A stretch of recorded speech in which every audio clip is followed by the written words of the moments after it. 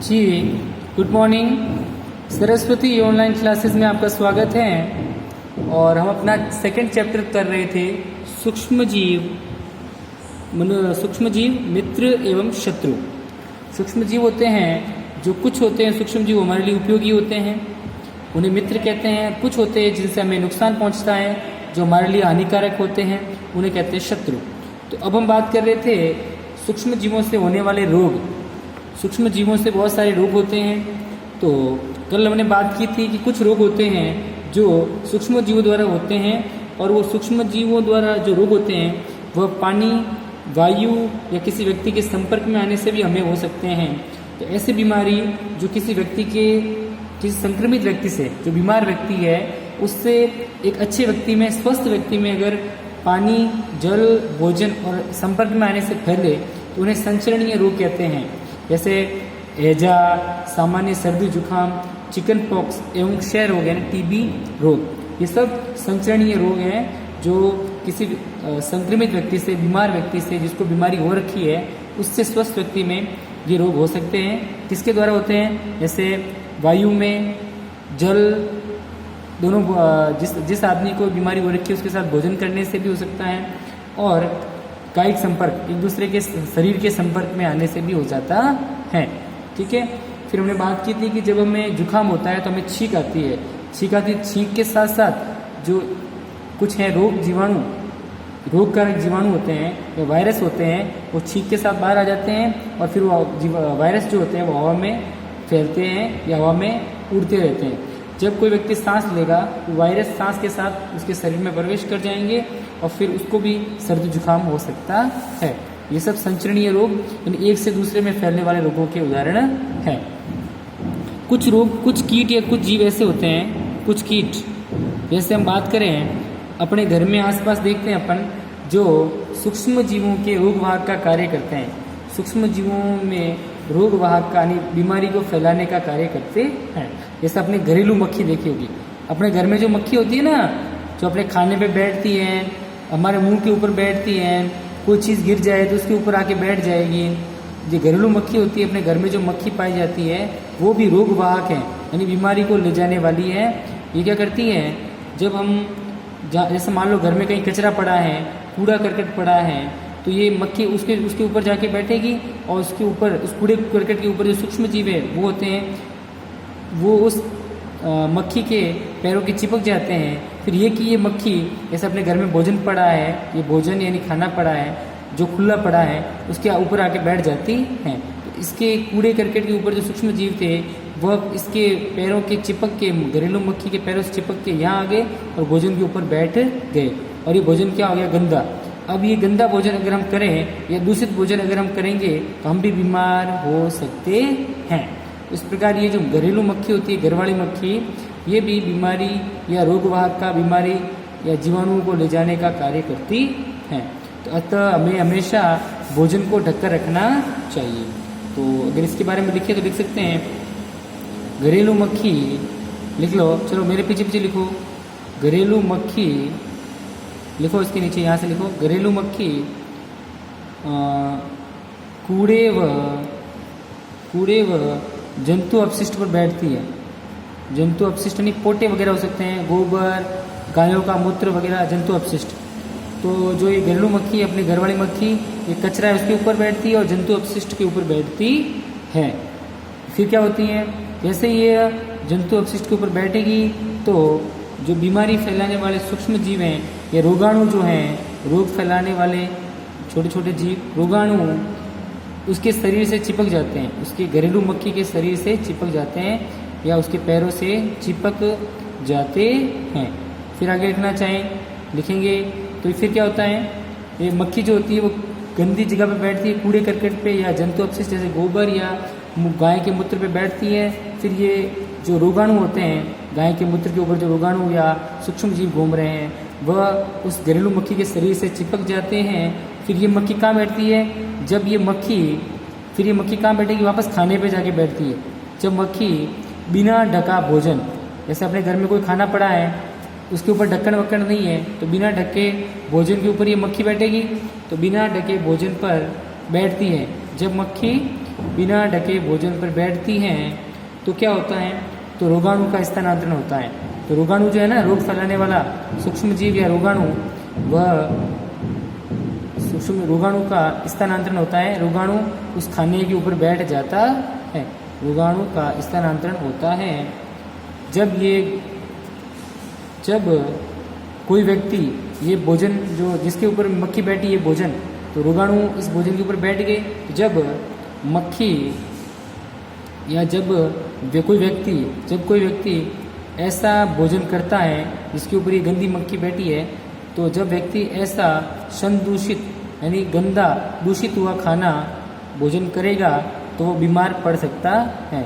संदूषित भोजन करेगा तो व्यक्ति बीमार पड़ सकता है। व्यक्ति क्या पड़ सकता है? बीमार पड़ सकता है, बीमार पड़ सकता है। ओके, तो आगे क्या होगा देखना। इसके अलावा इसलिए हमेशा खाना ढककर रखना चाहिए। इसलिए खाना हमेशा ढककर रखना चाहिए। अपने घर में जो भी खाना है ना, उसको हमेशा ढककर रखना। इसलिए खाना हमें ढककर रखना चाहिए, क्योंकि उसके ऊपर कोई भी मक्खी, कोई भी जीव आके बैठ सकता है, उस खाने को गंदा कर सकता है। ठीक है बेटा, आगे बात करें तो लिखना आगे। एक और चीज़ लिख लो कि भाई ये जो मादा एनाफिलिस मच्छर होता है ना, वो मलेरिया रोग का वाहक है। तो किसी किसी को मलेरिया होता है ना, तो मादा एनाफिलिस मच्छर होता है। मादा एनाफिलिस मच्छर जो मलेरिया रोग का वाहक है। मादा एनाफिलिस मच्छर इसका एक अन्य उदाहरण है, जो जिससे क्या होता है, मलेरिया रोग होता है। एक अन्य उदाहरण है मच्छर जो होता है, मच्छर प्लेज्मोडियम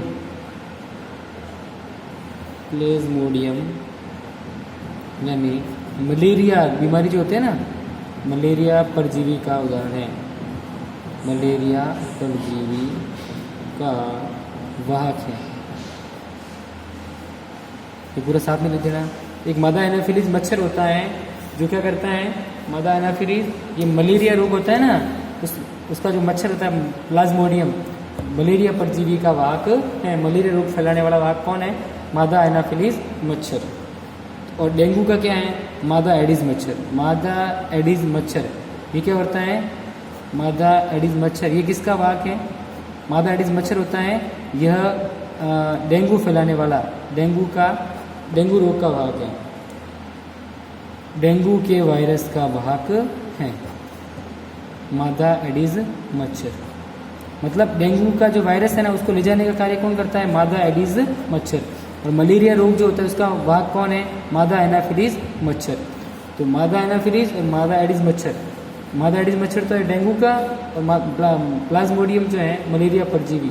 मादा एनाफिलिस में भी मच्छर प्लाज्मोडियम होता है, वह मलेरिया रोग का वाहक है, मलेरिया रोग ले जाने वाला है।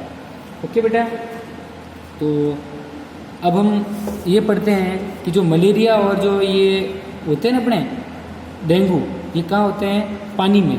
मलेरिया और डेंगू के जो वायरस होते हैं ना, वो पानी में उत्पन्न होते हैं, पानी में पैदा होते हैं। डेंगू वायरस पानी में उत्पन्न होते हैं। तो अब हम क्या करें कि मलेरिया और डेंगू के जो वायरस हैं वो पानी में उत्पन्न ना हो, या मलेरिया और इस डेंगू के वायरस को ख़त्म किया जा सके। इसके लिए हमें क्या करना चाहिए? जो हमारे घर में पानी होता है ना, उसको कहीं भी रुका नहीं रहने देना चाहिए। जैसे अपने घर मान लो कोई टायर पड़ा है, काफ़ी टाइम से टायर पड़ा है, बरसात आएगी तो इस टायर में क्या हो जाएगा? पानी थोड़ा इकट्ठा हो जाएगा। ये पानी पड़ा ही रहेगा ना काफ़ी देर तक, तो इसमें मच्छर पैदा हो सकते हैं, और फिर ये मच्छर जो है वह बीमारी फैलाने का काम करते हैं, जिससे मलेरिया और डेंगू फैलने के चांसेस ज़्यादा हो जाते हैं। जैसे कूलर है, अपने घर में अगर कूलर है, कूलर में भी पानी पड़ा रहता है ना, कूलर में भी पानी ज़्यादा देर तक पड़ा नहीं रहना चाहिए। तो कूलर है, टायर है, या ऐसी कोई टंकी है, खाली टंकी पड़ी है पानी की, उसमें भी खाली पानी पड़ा रहता है, तो काफ़ी दिनों तक अगर पानी पड़ा रहे तो उसमें मच्छर पैदा हो जाते हैं। तो इसीलिए हमें कूलर, टायर या कोई भी टंकी है उसमें काफ़ी दिनों तक पानी इकट्ठा नहीं रखना चाहिए, और अगर खुला रखते हैं तो मच्छर पैदा हो सकते हैं। तो मच्छरों को उत्पन्न होने से रोकने के लिए कूलर, टायरों और टंकी में पानी इकट्ठा नहीं रहना देना चाहिए। तो कूलर देखो, कूलर व टायर व फूलदान या गमले होते हैं ना, उसमें पानी डालते हैं, तो वहाँ भी पानी काफ़ी दिन तक पड़ा रहना नहीं चाहिए। कूलर व टायर व फूलदानों में कहीं भी पानी इकट्ठा ना होने दें, पानी को ज़्यादा दिन तक पड़ा ना रखें, कहीं भी जल को एकत्र ना रखें, एकत्र ना रखें। ओके। और अपने आसपास के वातावरण को स्वच्छ यानी साफ रखें और शुष्क रखें, इससे मच्छर पैदा होने से रोके जा सकते हैं। तो इस प्रकार ऐसी सब सावधानी अपना के हम मलेरिया को फैलने से रोका जा सकता है। जितने भी मच्छर होते हैं ना, मलेरिया के, डेंगू के, जितने भी मच्छर होते हैं, सब मच्छर जो होते हैं पानी में उत्पन्न होते हैं। तो पानी को ज़्यादा दिन तक पड़ा ना रखें, अपने घर में कूलर, टायर, टंकी, इसमें पानी को कहीं भी पड़ा ना रखने दें, सभी जगहों को साफ रखें, शुष्क रखें, ताकि मच्छर ना फैले और बीमारी आगे ना फैले। अब हम बात करें तो अब मनुष्य में सूक्ष्म जीवों द्वारा होने वाले कुछ रोग हैं, उनकी बात करेंगे। तो अब बात करते हैं, ये जो सूक्ष्म जीव है ना, अपने सूक्ष्म जीव में कौन कौन आते हैं? जीवाणु, विषाणु, कवक, प्रोटोजोआ। सूक्ष्म जीवों द्वारा मानव में होने वाले रोग, यानी सूक्ष्म जीवों द्वारा मनुष्य के शरीर में कौन कौन से रोग होते हैं? मानव में होने वाले रोग। ठीक है। अब बात करें पहला मानव रोग, तो पहला है क्षय या टीबी रोग। क्षय रोग, ये तो है रोग, ये है रोगकारक जीव, रोगकारक सूक्ष्म जीव, यानी कौन से सूक्ष्म जीव द्वारा ये फैलता है? फिर यहाँ लिखेंगे संचरण का तरीका, यानी आगे कैसे फैलता है, हवा में फैलता है कि पानी से, कैसे? तो संचरण का तरीका। और फिर लिखेंगे बचाव के उपाय, बचाव के उपाय। ये सबको लिखना है मेरे पीछे पीछे, ठीक है बेटा? तो लिखो, ऐसे सारणी बना के लिखेंगे। पहला लिख दो क्षय रोग, क्या लिखेंगे? क्षय रोग, ये इसको टीबी भी कहते हैं। ये जीवाणु द्वारा होता है। किसके द्वारा होता है? जीवाणु द्वारा होता है। और ये वायु में, जैसे मान लो किसी आदमी को टीबी हो रखी है, अगर वो खांसेगा, जैसे उसको खांसी आई है, सबको दिख रहा है बेटा? तो क्षय रोग या टीबी रोग जो है वो जीवाणु द्वारा फैलता है। रोगकारक सूक्ष्म जीव क्या है? जीवाणु। और ये खांसी, किसी आदमी को क्षय रोग या टीबी हो रखी है, जब वो खांसता है, खांसी होती है, उसके जो खांसी के साथ साथ जो बीमारी फैलाने वाले जीवाणु वो बाहर निकलते हैं और वो हवा में फैले रहते हैं। तो हवा में जब ये फैले रहेंगे, जब कोई स्वस्थ आदमी इस हवा सांस लेगा, स्वस्थ आदमी सांस लेगा, तो हवा में जो क्षय रोग के जीवाणु हैं वह हवा के साथ साथ उसके शरीर में प्रवेश कर जाएंगे और वो आदमी भी बीमार हो सकता है। तो इसमें क्या करना है? जिस आदमी को टीबी हो जाए, देखो क्षय रोग या टीबी, इसका रोगकारक सूक्ष्म जीव हो गया जीवाणु। संचरण का तरीका वायु में फैलता ही है। और जो रोगी व्यक्ति हैं उसको, रोगी व्यक्ति को अन्य व्यक्तियों से अलग रखें। रोगी व्यक्ति को अन्य दूसरे घर के व्यक्ति हैं उनसे अलग रखना चाहिए। रोगी व्यक्तियों से अलग रखें, ये सावधानी है या बचाव के उपाय हैं, बचाव के उपाय। दूसरा है रोगी की जो व्यक्तिगत वस्तु है ना, रोगी का तौलिया, तो रोगी की व्यक्तिगत वस्तुएं, जैसे जो बीमार है उसका तौलिया, उसका रुमाल, उसके कपड़े सब अलग रखने चाहिए। व्यक्तिगत वस्तुओं को अलग रखना। और एक है समय पर टीकाकरण, समय पे उसको इंजेक्शन दिलवाना चाहिए, समय पर टीकाकरण करवाना चाहिए, समय पर टीकाकरण करवाना चाहिए। ओके, ये तो हो गया पहला क्षय रोग यानी टीबी रोग। क्षय रोग या टीबी, इसको फैलाने वाले सूक्ष्म जीव है जीवाणु, जीवाणु के द्वारा ये फैलता है। संचरण का तरीका है ये हवा में फैलता है। और बचाव के उपाय क्या है? जो रोगी व्यक्ति है जिसको टीबी हो रखी है उसको सभी व्यक्तियों से अलग रखना चाहिए। और उसकी जो वस्तुएं हैं, व्यक्तिगत वस्तुएं, जैसे उसका त्वाल, ये तौलिया, उसके रुमाल, उसके कपड़े, उसके जूते सब अलग रखने चाहिए और समय पर टीकाकरण यानी उसके समय पर उसको इंजेक्शन दिलवाने चाहिए। फिर दूसरा रोग है खसरा। क्या है? खसरा। खसरा, खसरा जो है ये भी बीमारी है, ठीक है। और इसमें ये किसके द्वारा फैलता है? वायरस के द्वारा। वायरस यानी विषाणु, वायरस यानी विषाणु लिख लो।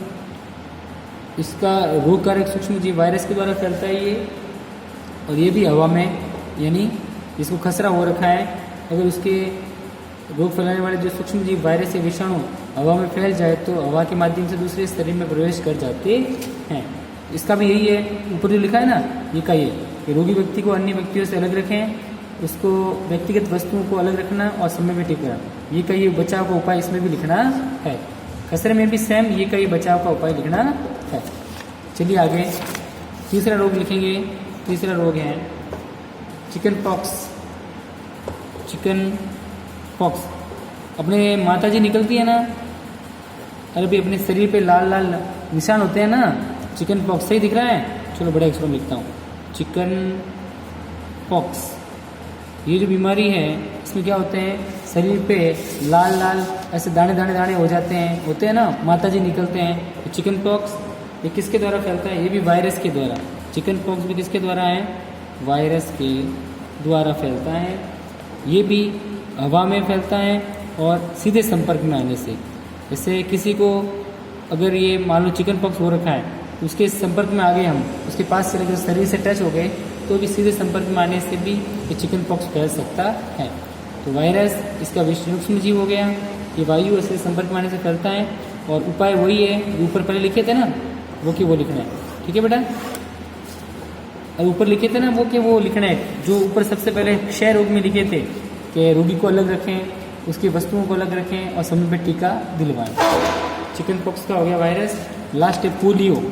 पोलियो देखो बेटा, अब तो नहीं पिलाते, अभी भी पिलाते हैं शायद, हाँ अभी पिलाते हैं। पोलियो की 2 बूंद पिलाते हैं ना, जैसे कि जिसको पोलियो की 2 बूंद नहीं पिलाई जाती है तो वो व्यक्ति लंगड़ा हो सकता है, एक पैर से लंगड़ा कर चलता है। तो पोलियो की 2 बूंद हमेशा पिलानी चाहिए।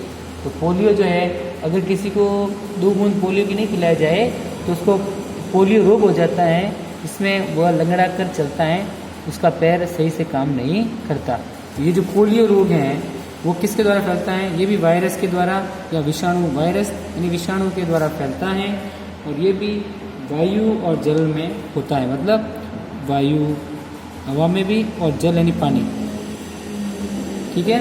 इसके रोग ये है, संचरण का तरीका है, कैसे आगे फैलेगा ये वायु में वायु फैल सकता है और जल यानी पानी के, जैसे किसी व्यक्ति को पोलियो हो रखा है तो उसके पानी या जल के संपर्क में आने से भी ये रोग हो सकता है।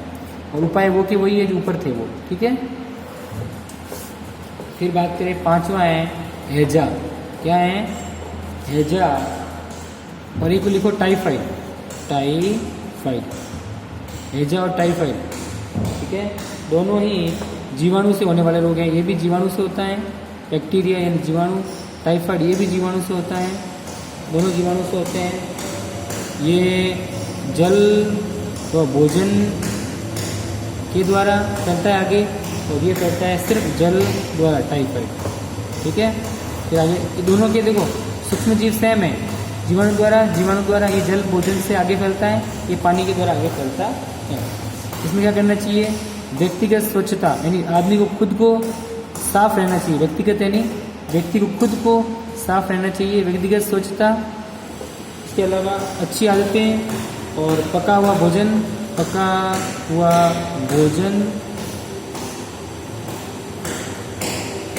उबला पेयजल यानी गर्म किया हुआ पानी, उबला हुआ पानी, और टीकाकरण यानी समय पे टीका दिलवाना। ओके, ये सब उपाय करने चाहिए हैजा और टाइफाइड में, ठीक है। 7वां है, सॉरी ये 5वां, 6वां, 7वां हेपेटाइटिस ए। हेपेटाइटिस एक बीमारी है जो वायरस के द्वारा फैलती है। वायरस इसका हो गया रोग कारक, और ये भी पानी के संपर्क में आने से आगे फैलती है।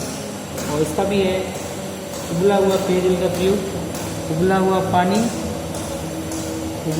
पानी पिए, उबला हुआ गर्म किया हुआ पानी पिए और टीकाकरण में समय पे टीके दिलवाएं, इंजेक्शन दिलवाएं। फिर है लास्ट 8वां है मलेरिया। मलेरिया जो है वह प्रोटोजुआ के द्वारा फैलता है। प्रोटोजुआ एक कोशिकीय जीवाणु होता है। प्रोटोजुआ ये इसका रोग कारक है मच्छर इसको आगे फैलाने का कार्य करते हैं। मच्छर जो होते हैं वह इसको आगे फैलाने का कार्य करते हैं। तो मलेरिया रोग से बचने के लिए मच्छरदानी का प्रयोग करें। मच्छरदानी का प्रयोग, आसपास के वातावरण को स्वच्छ रखें। कीटनाशक का छिड़काव, मलेरिया रोग को मारने के लिए कुछ कीटनाशक आते हैं, उनका छिड़काव करना चाहिए। कीटनाशक छिड़काव, पानी को इकट्ठा ना होने दें, पानी को इकट्ठा न होने दें। ठीक है, ये 3-4 उपाय हैं, ये आपको करने चाहिए। ये सारी बीमारियां जो हमने देखी है ना, ये मनुष्य में फैलती है जीवाणु, वायरस, प्रोटोजुआ और कवक के द्वारा। ठीक है, तो आज के लिए इतना ही। कल हम आगे पढ़ेंगे कि ये सूक्ष्म जीव जो होते हैं वह दूसरे जैसे जंतुओं में यानी गाय, भैंस वगैरह उनमें कौन से रोग फैलाते हैं, और पालतू में भी, पेड़ पौधों में भी कुछ बीमारियां ये सूक्ष्म जीव फैलाते हैं, उनके बारे में पढ़ेंगे। ठीक है, कल पढ़ेंगे पादपों और जंतुओं में होने वाले रोग जो सूक्ष्म जीवों के द्वारा होते हैं। ओके, ये जो आज लिखवाए हैं उनको याद करें। हैजा, टाइफाइड दोनों जीवाणु से फैलते हैं। ये हेपेटाइटिस वायरस से, मलेरिया प्रोटोजुआ से। ऊपर वापस बता देता हूँ, देखो क्षय रोग, देखना ध्यान से, क्षय रोग या टीबी ये जीवाणु से फैलता है। ये वायु इसको आगे फैलाने का कार्य करती है। इससे क्या करना चाहिए बचने के लिए? जिसको क्षय रोग या टीबी हो रखा है उसको, उस रोगी व्यक्ति को अन्य व्यक्तियों से अलग रखें। उसकी जो व्यक्तिगत वस्तु है, जैसे उसका तौलिया है, उसके जूते हैं, उसके कपड़े हैं, वो सब आदमियों से अलग होने चाहिए और समय पर टीका दिलवाना चाहिए। खसरा एक बीमारी है जो वायरस या विषाणु द्वारा फैलती है। ये वायु के द्वारा आगे फैलने का कार्य होता है। इसके लिए भी क्या करना चाहिए? ये उपाय, रोगी व्यक्ति को अलग रखना, वस्तुओं को अलग रखना, समय पर टीका दिलवाना। चिकन पॉक्स का भी सेम है। चिकन पॉक्स में वायरस के द्वारा फैलता है, ये वायु या सीधे संपर्क में आने से ये फैलता है, और वही उपाय व्यक्तियों से अलग रखना, टीकाकरण वगैरह। पोलियो भी वायरस के द्वारा फैलता है।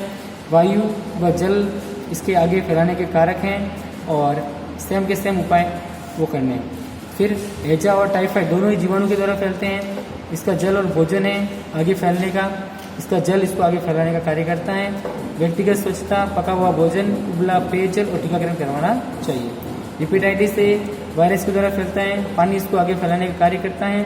उबला हुआ पानी पियो और टीकाकरण करवाओ, समय पे इंजेक्शन दिलवाना चाहिए।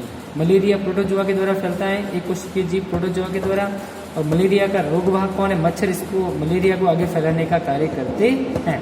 इसके लिए मलेरिया से बचने के लिए क्या करना चाहिए? मच्छरदानी का प्रयोग, कीटनाशकों का छिड़काव, मलेरिया कीटनाशक छिड़काव होते हैं वो, और पानी को इकट्ठा ना होने दें। ओके, आज के लिए इतना ही, कल हम फिर मिलेंगे। ओके, थैंक यू, धन्यवाद।